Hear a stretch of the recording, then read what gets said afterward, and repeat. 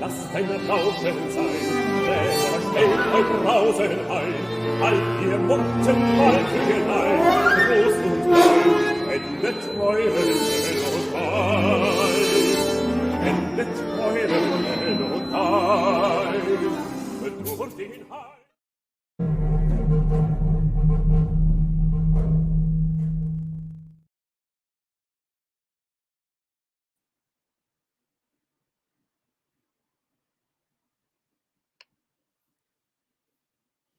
Mahidol Music Career Development Center welcomes Tille Van Gastel as international speaker with the topic performance coaching. In today's session, we will explore the solutions and strategies for conquering fear and stage fright, develop an understanding towards our bodily reactions and sensations under stress, and address the source for managing overall performance. We will discover together how to find balance within in today's fast-paced society and optimally cope with social expectations and pressure. Tille Van Gastel graduated as a classical flutist at the Royal Conservatory of Brussels in Belgium and the Conservatoire National Supérieur de Musique de Danse de Paris in France. Additionally, she specialized as a high-performance coach at Atlas Grohau. She is associated with many professional orchestras and ensembles, including the prominent Belgian SPECTRA Ensemble for contemporary music, of which we have just seen a short introduction video clip. Hi, Tille. Hi, Hannelore. I'm very happy to have you on board tonight. I'm very much looking forward to our talk. And so my first question is, can you tell us a little bit more what led you into pursuing a career as a performance coach and differentiating your journey as a classical flutist? Well, hello, Hannelore. First of all, I want to thank you for inviting me here.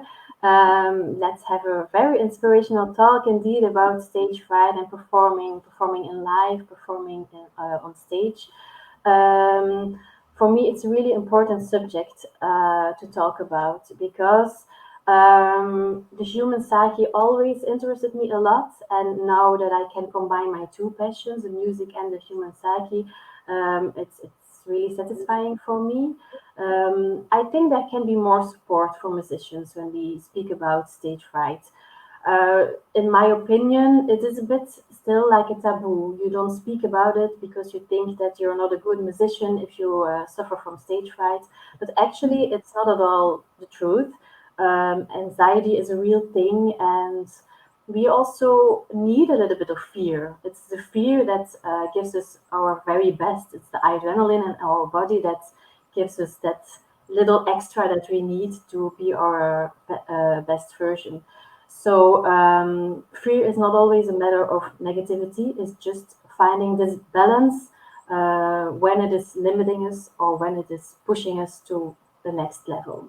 And this quest I find very fascinating, very interesting for myself and for my clients as well. Yeah. Yes, I agree with you. And you mentioned that adrenaline and fear is a natural thing that occurs. So I think it's important that we can build body awareness and understand our biological reactions and sensations under stress better. So Yeah. can you explain a little bit more about these physical sensations that we experience during fear? Yeah, the body awareness is a very important thing to start with. I always start with the physical sensations. What do we experience when we are afraid, when we have this anxiety? Because there is a lot going on in our body, and we don't know what exactly is going on, and that is even more frustrating. So I want to tell you a story about a deer and a tiger, Hannelore. Okay. Because that's our part as well. It's the animal world. It's this instinctive reaction of our body that explains it by this story. So imagine yourself a group of deers grazing in a field. They feel very comfortable. There is a sunlight and a big blue sky, and everything goes well. But all of a sudden, there comes a tiger out of the forest who looks very, very hungry and is going for a run towards the deers. What do you think a deer will react, or how will he react? Run away, try to escape. Yes, exactly. We have this FFF reaction, the fight, flight, freeze mode, and But our deer will flight. Yes, voila. Because he cannot win this battle, I think, against the tiger. So he starts to run, but it's really a run for life. It's a life-threatening situation at that moment. So he has to run faster than he could ever imagine. What does his body need to do that? the supply of more oxygen and more blood towards the legs in this case. Yeah, perfect. It's already very in detail. Cool. Yeah, it's true that he needs to be stronger. He needs to be. He has needs to be his muscles more powerful. So how does that happen? Indeed, it is with oxygen and blood flow towards these gross muscles. So, but how will he manage to get more oxygen in his lungs and his body? It is because he has to breathe more. And how can he breathe more? Well, the heart beat will increase, will go. Go faster. Mhm. Yeah, voila. So that is what is happening the first stage. Heartbeat up, and more breathing, more inhalations, and all this oxygen and blood. It's not going everywhere in the body. That's not sufficient. So it goes to the muscles that are needed to run this run for life. So it is the gross muscles. Fine motor skills are not at all important at that moment. What else? Fine motor skills.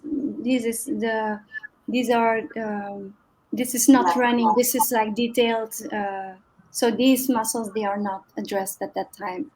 Yes, voila. Okay. It's only the muscles in the limbs that he will need to run away. Yeah. Okay.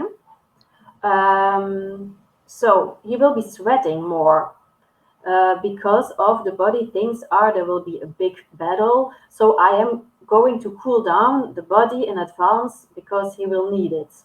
So sweating is also a very normal reaction of the body. What else will appear in his body? Do you think it would be helping him if he gets hungry during this run? No, I don't really think it's helpful when you have to try to save your life. No. I know these are very simple questions, but I like to do it like that because That's right. we think together. But in fact, no, he's it's not easy, or it's not helping him to get hungry. So all the digestive organs, all the system of digestion is shut down. That means the intestines will not work anymore. But that means also the digestive juices. So I think of saliva. He will get a dry mouth because it's not necessary. He doesn't have to eat something. So the production of juices is not going on. What else is going? When he is running with all the other deers, what do you think is going on in his mind? Do you think that he can still enjoy the beautiful sunlight and the beautiful blue sky and his friends around us? Do you think he is able to think about that? No, I guess the perception will reduce and maybe competitive thinking even or Yeah, it is. He's on his own, you know. He knows that there is a tiger running after him or running after someone else, and it is a bit nature to think, yeah, rather him than me. I want to save my life, so he feels alone. He's on his own. It is a truth, actually. yeah. And he's not going to think, okay, try to put this in perspective, try to see a second opinion. Is this really life threatening? No, he's not doing that. It's just he sees this tiger, he feels the tiger in his back, and he's going forward. So no rational thinking, very impulsive, just go, go, go. This can also be irritability, like behaving more anxious and more nervous, and like, yeah, not so clear-minded, as you said. Yeah, and not really helping others. I think he will just go for himself. For As himself, hard yes. as it sounds, but I think it will be like that. Mm. So not this friendly, comfortable feeling anymore between the other deers. In fact, he sees them a bit like potential threats, like competitors. Voilà. So that is all happening in his body. And imagine now that our deer that we're talking about, that he is unfortunately the slowest one of the group, and that the tiger will hit him. The tiger will be there in a few seconds. What do you think that his body can do to help him at last? As like a final defensive mechanism. Yeah, I think animals, they drop dead, or they appear to be dead. yeah, it is. They fake that. It's also I saw it also with a mouse when the cat was playing. The mouse is like, "Whoops, it fakes that," because that's what the body thinks. The body thinks, "Okay, with action, I will not win this battle anymore because I know I am not the strongest one of us. So I will collapse. Is that a word? I just will shut down everything. I am Blackout. thinking that." With the hope that the tiger will think, oh, he's already dead. Okay, I'm not interested anymore. Yep. So, voila. So what does that mean? That he is totally cut off the environment and he is dazed and sedated. All the senses are diminished because it's not important at that moment that he can see and hear and taste very clearly. No, not at all. He just want to fake that. He want to be on the ground and not moving. So when the tiger comes there and he starts to do something with the deer, it's very important that the deer doesn't feel anything or doesn't see anything. So all senses are diminished.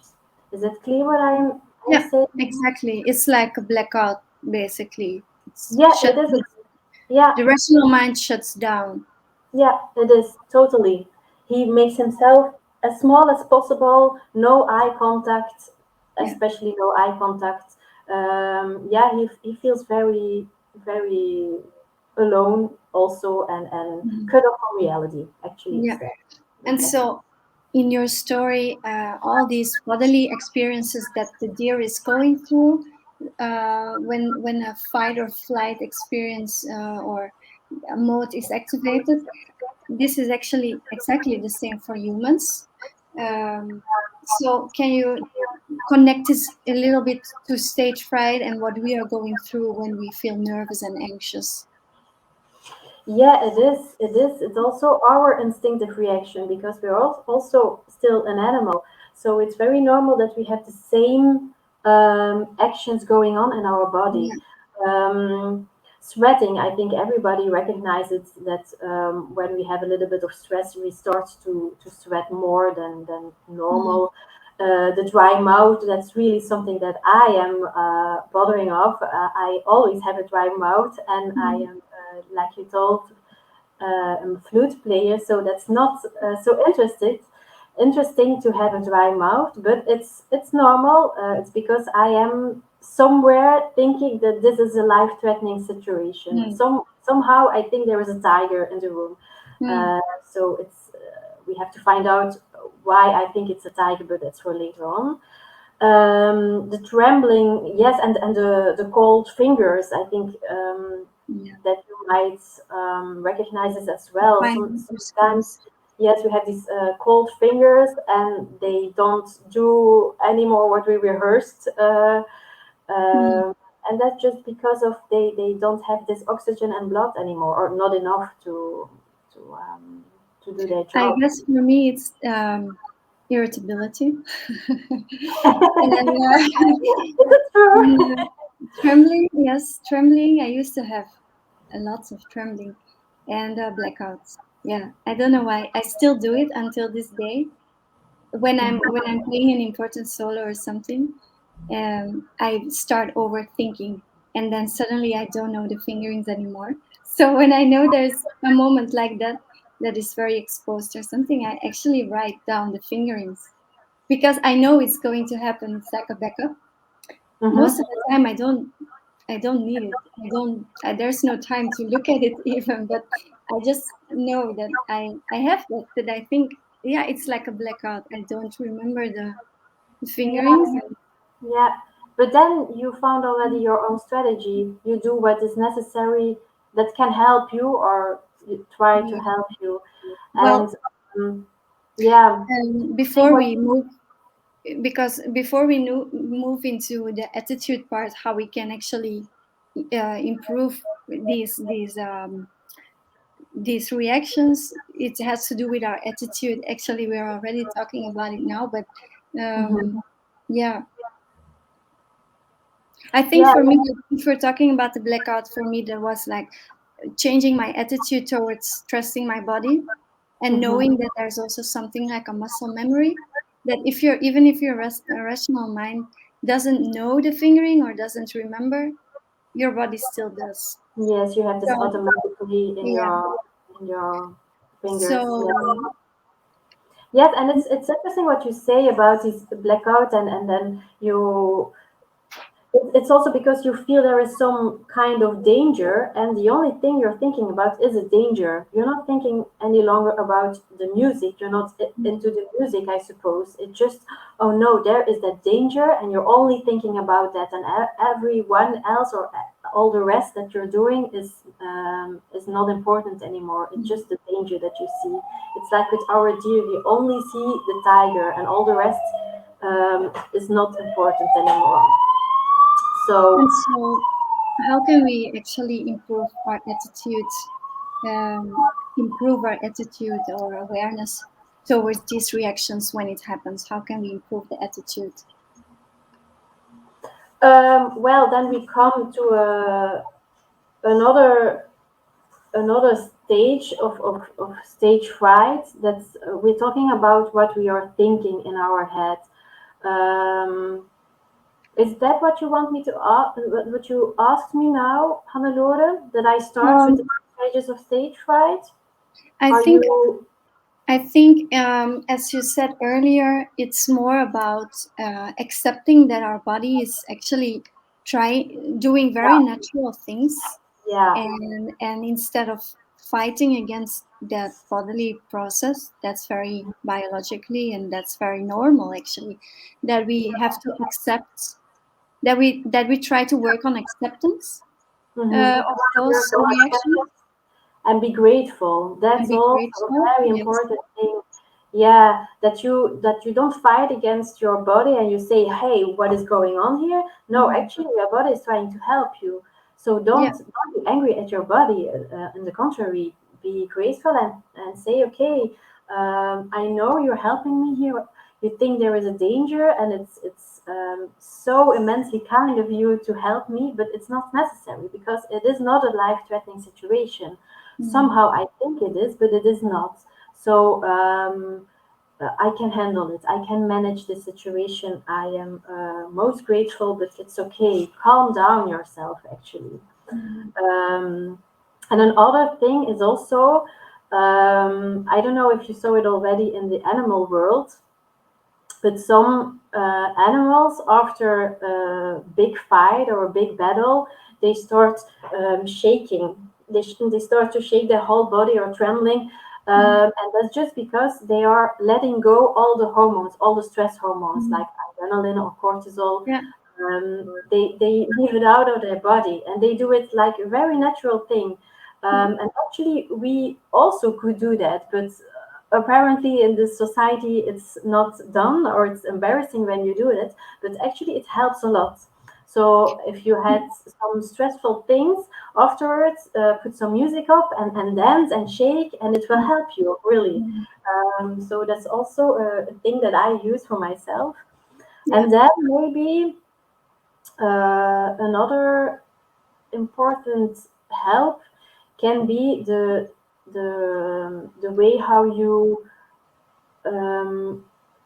pronounce it for yourself, the way how you give it a word. You can say to yourself, "Oh my God, I'm so incredibly nervous. It's really not going to work. I'm so afraid." Or you can say, "Oh, actually, I'm quite excited." Yes, like you write it there. It's an excitement for me. I'm excited. I'm looking forward to it.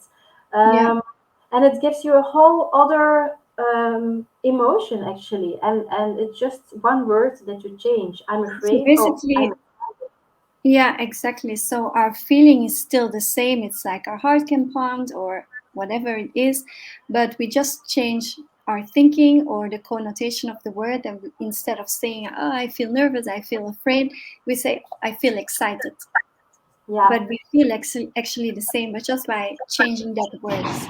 I think that's a Mhm. very important one. Yeah, yeah, it helps. It helps. And so my question is that if we perform, there is not really a real danger anymore that concerns our physical survival, right? So Hmm. why is it that we still experience all these primal bodily sensations and reactions? Yeah, now we're coming to the stages of stage fright. Stage. Um, I want to separate this because it's very important for me to have this clear in your head that Mhm. stage fright has three stages. Um, you have a trigger, you have a cause, and you have a source of stage fright. And the trigger is something that you observe. You are triggered by an observation. And this observation can be something outside yourself, like, "Oh my God, this jury looks really stern," or "There is somebody in the hall that I didn't expect." That can be a trigger. Extern, or the trigger can be intern, like for me only, oh my God, I again have a dry mouth, or my fingers are not working like I want them to work. So that observation is outside yourself or inside yourself. And then it's a question of how do you observe. That's really important. Do you observe objective or do you observe subjective? Mm. Objective, that means that it's very neutral, that you don't have emotions around this observation. It's like, "I have a dry mouth, point, and nothing else." If you observe in a subjective way, you could say to yourself, "Again, I have a dry mouth. What is it? That's so unprofessional. Instead of drinking, I was chatting with my colleagues and now I have a dry mouth. Oh my God, what is going to happen now? And it's because I'm afraid and I should have studied more." And you see, these are all these kind of Subject subjective, judgmental judgment. voices that I say to myself. So the Mm. observation is no longer neutral and I Mm. already judging myself. Mhm. So that's Mhm. the thing, the trigger is the observation, and what you think about the observation is then the cause Okay. of So stage to fright. summarize, if we talk about stage fright, there are three stages. And the Mhm. first one is the trigger, which equals our observation. And when that observation is objective or neutral, that's kind of good. But when it becomes subjective and judgmental, then we come to the cause or the reason uh, for stage fright, right? Yes, that's totally right. And the thing is, try to question yourself always. Mm. Like, I can give an example for my dry mouth. I told myself, um, "Okay, I am so unprofessional. I have a dry mouth because I didn't drink enough. I'm so unprofessional." Um, what you can ask yourself, it was written Katie Byron. I think you have written her the trigger of stage fright. Katie Byron says, "Okay, ask yourself four questions when you have a judgmental thought. Mm. Um, you are so unprofessional." The first question is, are you is that thought is that true? Um, are you unprofessional? So then I think, maybe. The second question is, can you prove that it's true, this thought? Can I prove that I'm really unprofessional? Well, no, actually not, because I'm always well prepared. I don't know. So you're getting confused. The third question is, how do you feel about yourself when you think this thought is right?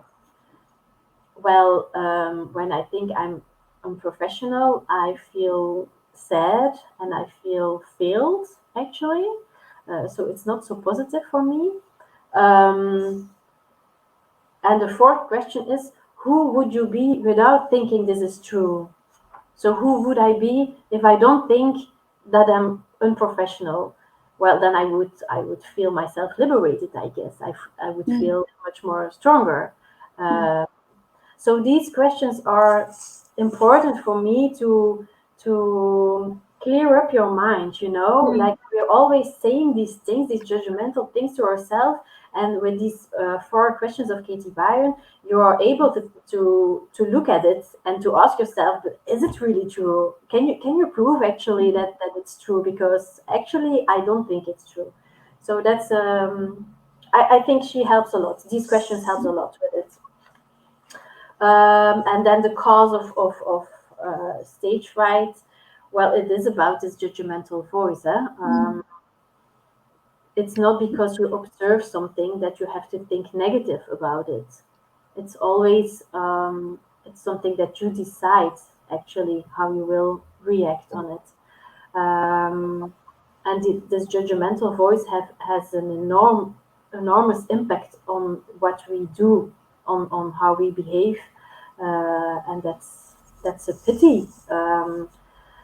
I can tell you another story actually about 2 shoe salesmen, if you want me to tell the story. Yes, please. Because it's a funny story, but it makes you clear how an observation can have 2 other outcomes. So there is this story about 2 shoe companies who want to expand their markets, and they send their best shoe salesmen. And these 2 salesmen goes to the same country, a foreign country, and the first salesman sees that nobody there in this country is wearing shoes. So he's shocked and he writes a letter and says, yeah, unfortunately, nobody is wearing shoes here. I don't think there is a market for us. I go to another foreign country. The second salesman also see this foreign country with people who are not wearing shoes. And he writes a letter and says, oh my God, what a huge opportunity here. Nobody is yet wearing shoes here. Please send me all the stocks because I'm selling shoes here. So that's a very different outcome, a very different kind of thinking, kind of reaction for these 2 salesmen. And they had the same observation. So that is what I want to say. When you suffer from stage fright or another fear in daily life, it's not because of the observation. The trigger is not the cause of stage fright. It's how you think about it. It's how you feel about it. That's a real important thing. You cannot put the responsibility on the observation. The responsibility is a bit inside yourself. So in Buddhism, they also call this judgmental voice, the overthinking, the restlessness of the mind, the monkey mind. And so if I understood it well, it's our thoughts, and especially our judgmental and subjective thoughts about a general observation that will affect our state of mind, and then may cause anxiety or stage fright. So yes, okay. And so then we have to find the source. Why do we think negative? Why do we have these subjective thinking patterns? Exactly, we have to find the source of stage fright, and it is actually a human need that lies behind all these judgmental voices. a human need is kind of universal. Everybody has this needs, and everybody recognizes also these needs. Um, a very basic need of a human being. Can you tell me some? Well, they're there. A basic need, I think, is like eating, sleeping, breathing. Yep, exactly. Yeah, that's a need that we all know and that we listen to very carefully. When we are hungry, we will eat something. When we are thirsty, we will drink. But there are also emotional needs, like you're going to show. And these emotional needs, we are not always aware of these. It's very easy to know when we're hungry or when we have to sleep, we feel it. But when we have a lack of respect or recognition, it's somehow more difficult to understand that our body is asking this from us. Our body has no language, so we cannot ask it in words. So it's in a different kind of way that he will show us, like, hey, please listen to me. I am in need. You have to listen to this need. And so he shows it in becoming afraid or becoming ill. Even it can be even you can be even sick. If you have your whole life, if you don't have kind of feeling that you belong somewhere, or if you don't have a challenge in your life, your whole life, then it has an effect on you, really, a negative And effect. so, if I may ask a question for you, when you're talking about your dry mouth, um, what can be the source for that? Like, what could be your thinking pattern that increases the dry mouth? Well, when I'm judging myself, like, I'm so unprofessional, and I don't have. I again have a dry mouth, and nobody else has this problems. It's always only me. I think there is a lack of, for me, a lack of predictability. That Mm-hmm. things don't go like I want them to go. There is a lack of actually, or a lack of respect for myself as well, a lack of Okay. safety, a lack of reassurance and self Reassure. care. Yeah. Mm-hmm. So it's not only that you are in need of respect of another person, but also that you respect yourself. When I'm saying to myself, again, I have this dry mouth, so typically for you, you're so unprofessional. Well, I'm not really respecting myself. So that's also, yeah. Yeah. And the fact that you're comparing yourself with others, I guess it has to do with the reassurance and the recognition, or maybe even self confidence. Hmm. Yeah, that's true. And But you can also, something that I think, for example, or what I used to think, especially during like examinations, for example, is mhm. I don't want to let down of my teachers, or I have to play well, or people are coming to see me, and I have to do well for them. I cannot disappoint. So what could be the core need that I have to uh, work on or be Well, I aware of? think I think you have a big need of having a good result. You love having results and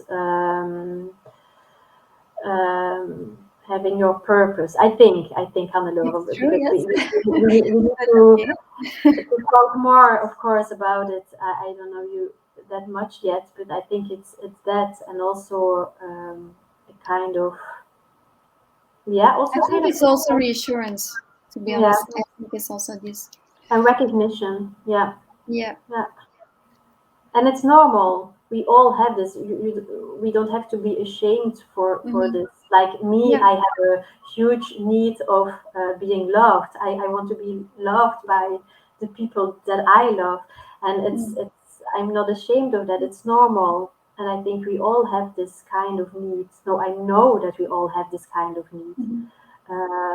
So, and if this need, if we are living in battle with this need, if we are living against this need, it's not good. Our body will react on that. And so basically the source of stage fright, it has to do with a lack of meeting the human core needs, because when we experience danger or anxiety, our body feels like we don't address or fulfill those needs. Right, that's what I understood. So how can we, what can be coping strategies to become aware of those needs, and then finally hopefully reduce fear? Yeah, well, one thing that I want to say about it, about these needs, is also that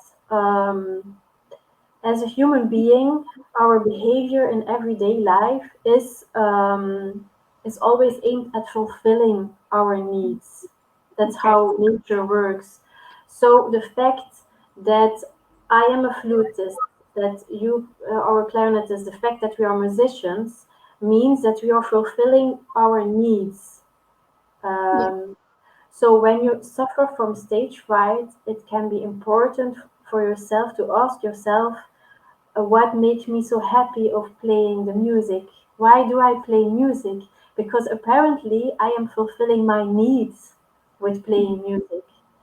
But unfortunately, I am afraid when I'm on stage. So there is some kind of need that is not fulfilled.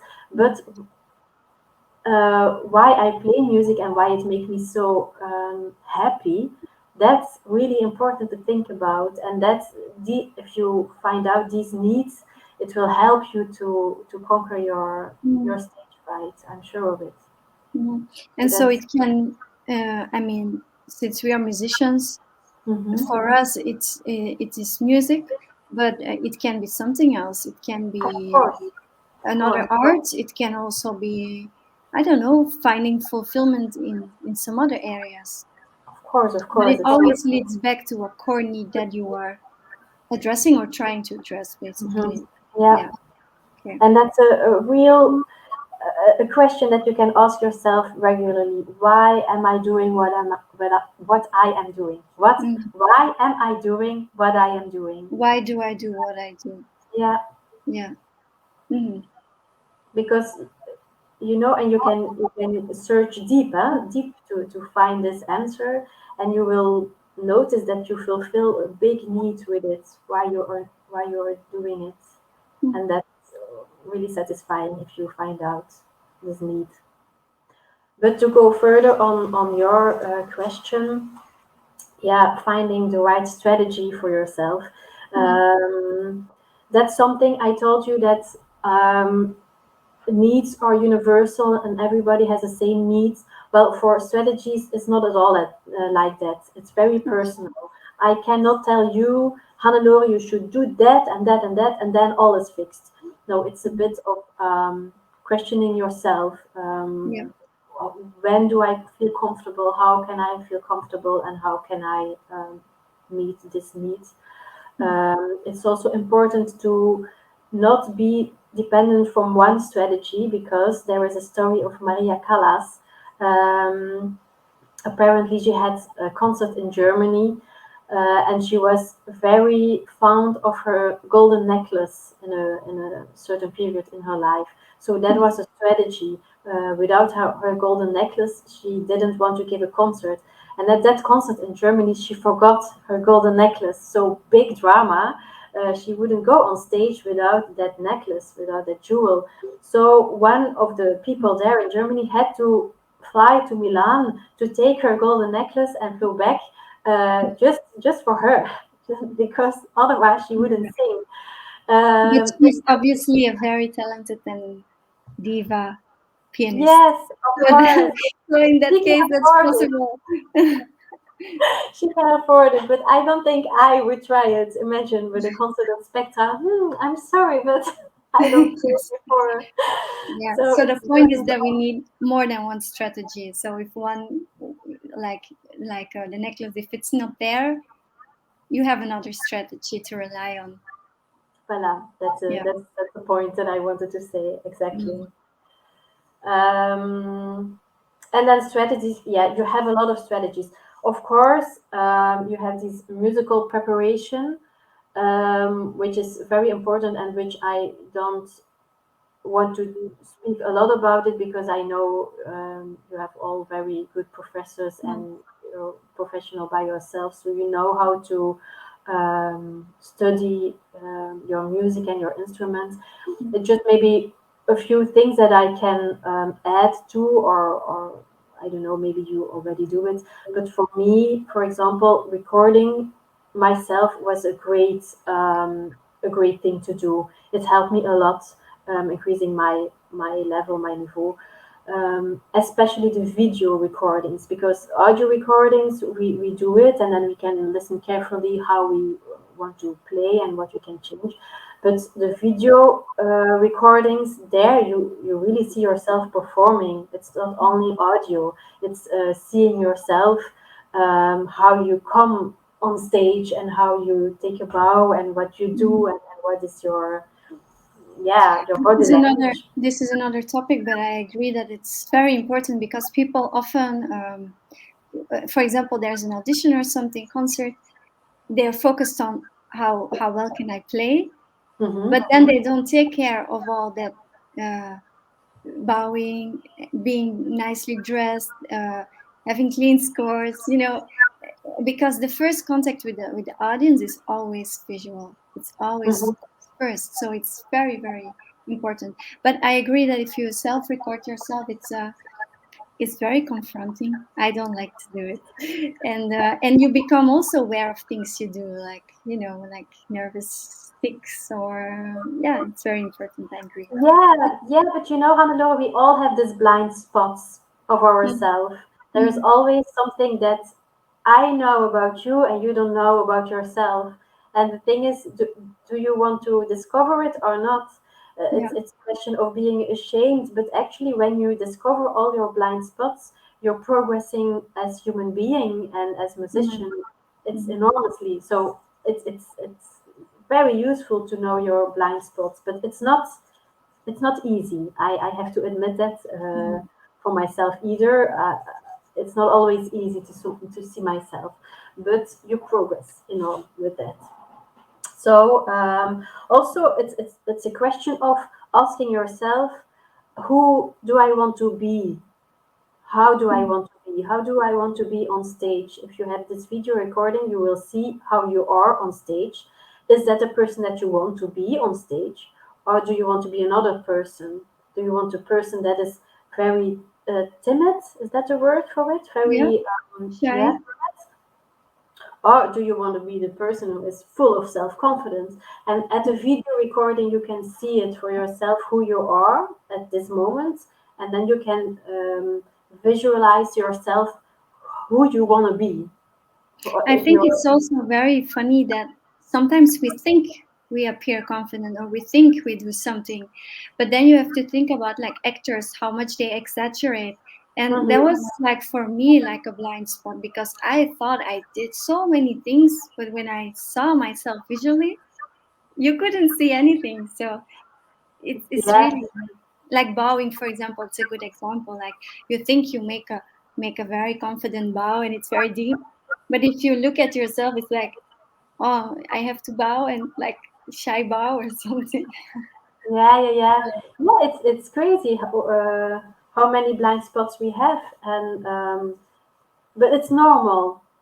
That's maybe what I want to say very clearly, Hannelore, that if we are looking at ourselves, so I told you about these 4 questions of Katie Byron. The thing is, when you want to change something in your mindset, you have to question yourself all the time. Is it true what I'm thinking? What am I thinking? But what is very important is that you look at yourself in a curious way. So always be kind and soft to yourself and curious, not judging yourself like, am I doing this again? Am I thinking like this again? No, it's how the way how you think is it's a way of how you live. It's a way of how you're educated, how you're conditioned by everybody and by every book or movie you have seen. You're conditioned. So don't be angry at yourself. It's just how it went your life. This is what they call in Buddhism, because since we're in Thailand, I like to mention it. I guess it's the beginner's mind, or it's called like the beginner's mind, and it's exactly what you're saying. It's like stay curious. Like how would a child think? It's like using the senses, being curious, and less rational thinking and overthinking and being very serious. Yeah, yeah, we have the tendency to look a bit angry at ourselves. We are much more hard and demanding on ourselves than on other persons. That's also something that I want to say. When you work at your self-confidence, be your best friends when you make mistake. Don't be so hard for yourself. So always, yes, always be kind with yourself. Even if you're doing stupid things, be kind and ask yourself, okay, why did I do that? How does it come? Okay, and then how can I change it for the future? Okay, so musical preparation, different locations, different temperatures is also a very important thing. See what happens with your body in a different temperature. And your instrument. And your instrument, exactly, the intonation and all the rest. Tryouts. I'm a big fan of tryouts, giving tryouts. Because then you know exactly, not exactly, because you will not have the same stress, I guess, but at least you already feel a little bit of stress, and then you know how you react. And yeah, like you have to rehearse your technical studies. You have to rehearse also the fact that you're giving a concert. This also you can rehearse. Or also, I would say, if you practice, you practice in gaps or in blocks. But when you perform, it's sometimes more than 1 hour. So you train that your exhaustion level can Yeah, actually reach your that. concentration. Yeah, that's a good point that you give there. Yeah. So give tryouts. That's Yes, and okay, here is another thing, increase your heart rate. I guess because when we're nervous, our heart is going to beat faster, and that will impact like our breathing, our phrasing. yeah. It's why I mentioned that. It's because you can have confidence in yourself that you can play your Carmen solo even with a heartbeat that is enormously fast. Um, I sometimes walk up and down the stairs to have my heartbeat raised up, and then I begin to play my orchestral excerpts directly. So, and it will not be um, perfect, but we don't have to play perfect. But still, okay, I can handle this. So And so that basically, we are increasing our flexibility, right? That Yeah, that's the word. Yeah, yeah. So that you're flexible in every situation, in every, if it's in a small room or in a big hall, is it in a cold temperature or in a heat or with breathing that is very high or not? Yes, just yeah, yeah. flexible. Being flexible is very, very important. Good that you say this word. And then so we have the body, the condition. It's not that I want to say much about it, but I think, I studied for health coach. So being healthy, eating healthy is also a thing that I find interesting and important for us. When you eat healthy, you will feel yourself better and you will have more energy. It is like that, because you get all the vitamins and all the stuff that you need from your food. You get it in, and if you don't eat healthy, you don't have it, and so it affects your body. It is like that. It's simple like And, that. yes, and I mean, it is important. Like, we cannot neglect it, especially as wind players. You need to have a capacity of making long phrases, breathing properly, keeping your fingers flexible. I think that is for many musicians very important.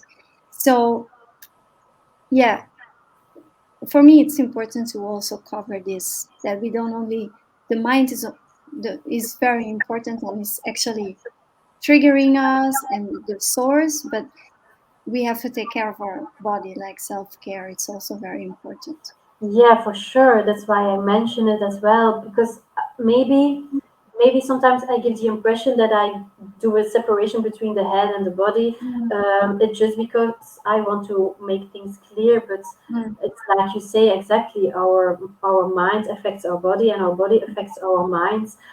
So it's connected. Mm. So you're totally right. Yeah, of course. It's a bit like the exercise. I don't know where he is written, but the exercise of Amy Cuddy. You Mm. can watch her on TED Talks. She does this exercise like arms up in the air. I don't know if you see it clearly, but if you do that for 2 minutes, it's scientific proven that the testosterone in your body raises up, and the cortisol, so the stress hormone, decreases in your body. So just by Cortisol. doing something physically, it affects your hormones, and it affects Mm. your state of being. It affects your Yeah, mind. So your that's mind. an exercise to prove that it's all connected. Of course, yeah. And so I think we can then talk about the mind and the mental skills, the strategies that can help us actually become aware of our needs, our individual needs. Yeah, yeah. For me, the visualization is a very strong exercise, and we have a lot of visualizations exercises. The NLP coaching is very good for that, because our brain doesn't know when it's fake or not fake.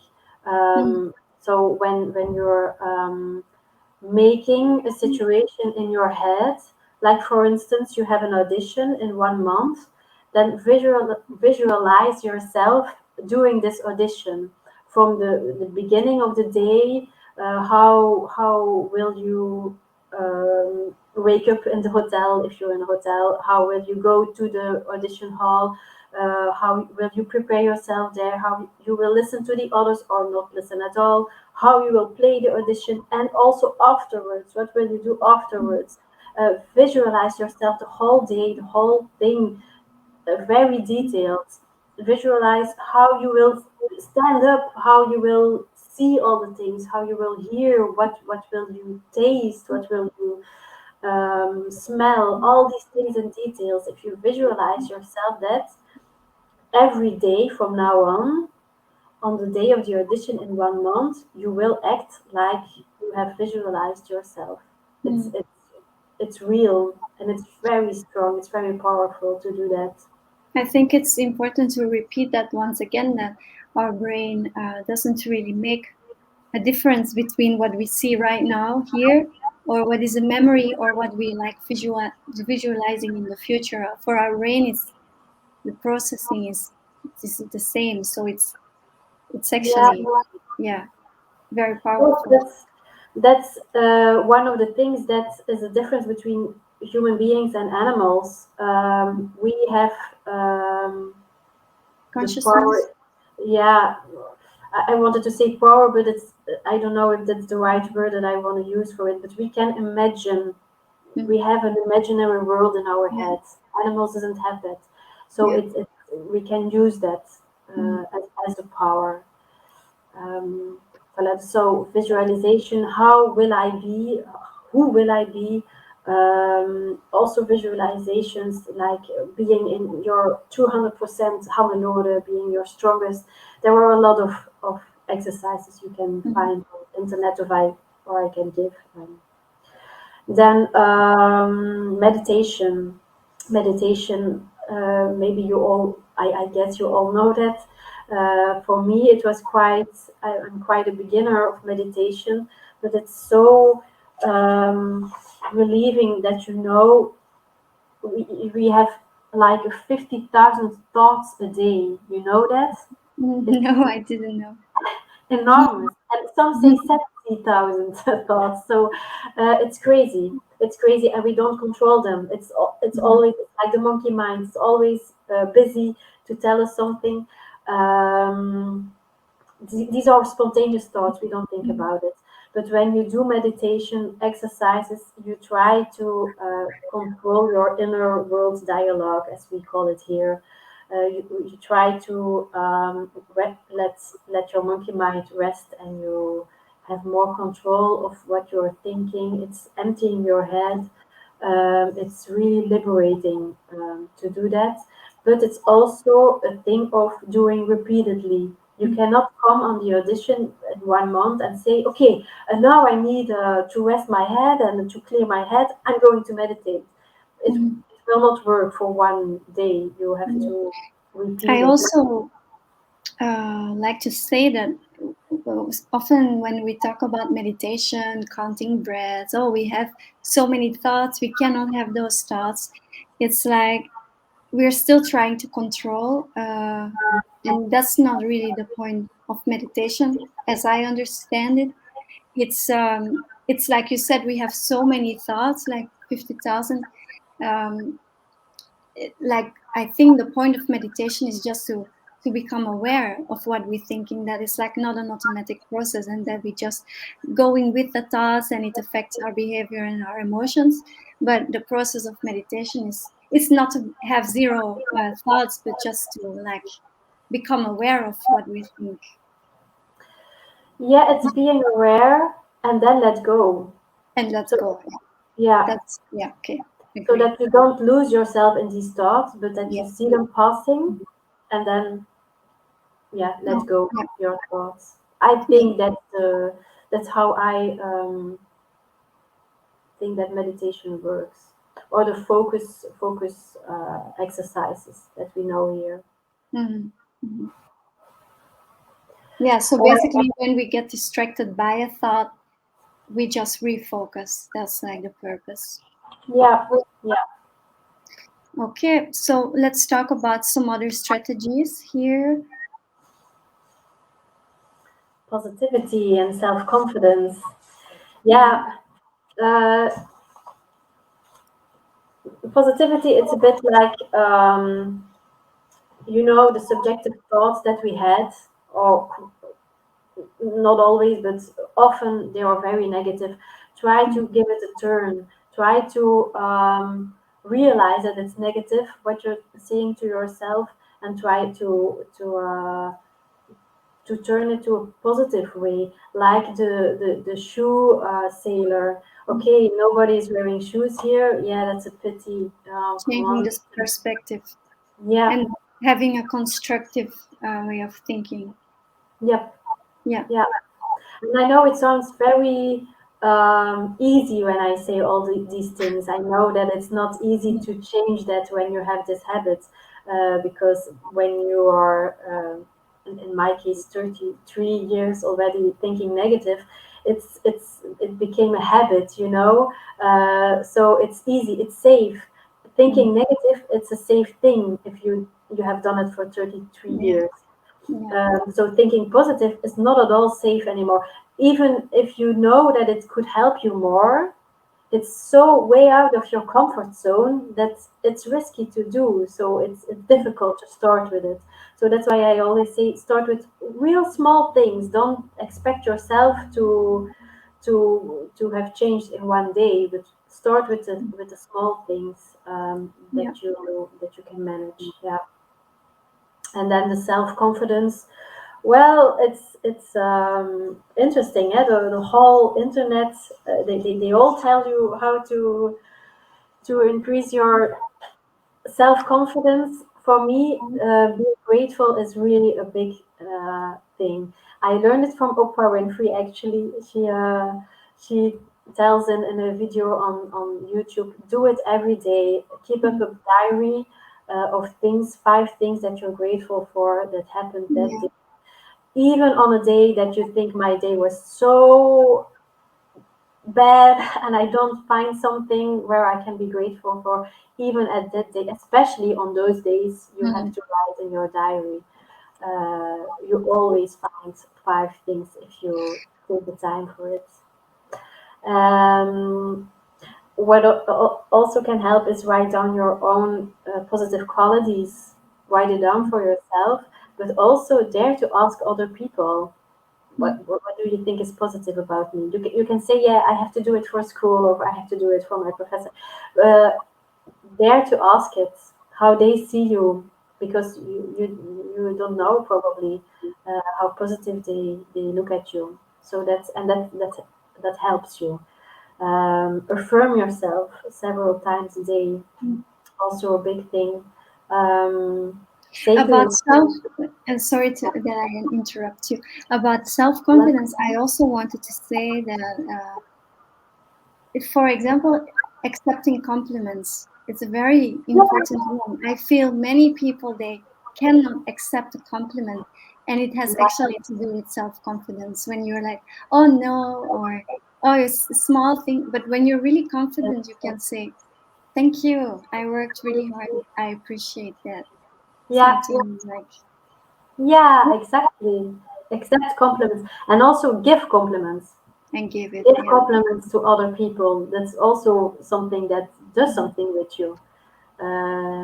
You're yeah, you become more happy if you can do that. Give compliments to other people.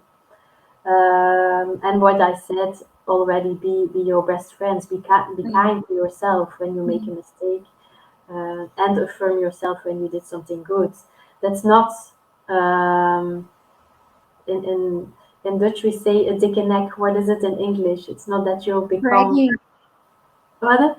What? bragging, to Yeah, brag.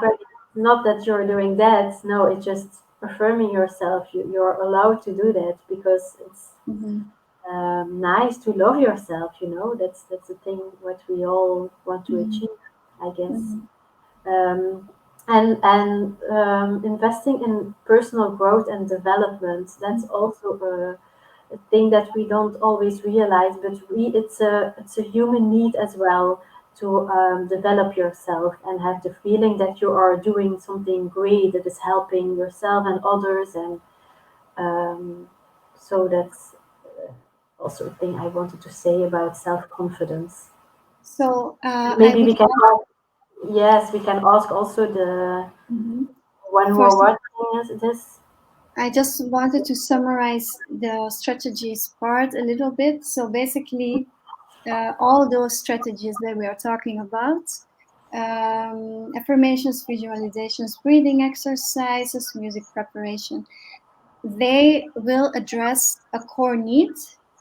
And when we can address that core need or find it or become aware of it, then we can reduce our anxiety, our biological symptoms, basically what is causing the stage fright. Is that correct?